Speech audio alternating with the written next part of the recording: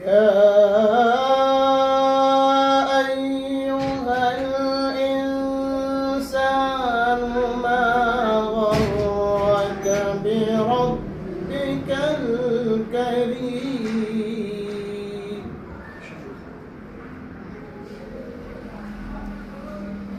الذي خلقك فسواك فعدلك في أي صورة ما شاء ركبك كلا بل تكذبون بالدين وإن عليكم لحافظين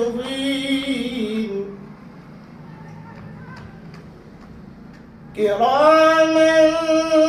كاتبين يعلمون ما تفعلون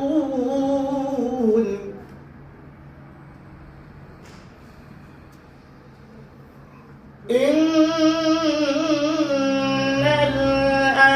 الأبرار لفي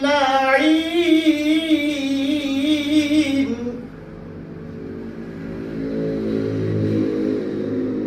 وإن الفجار لفي جحيم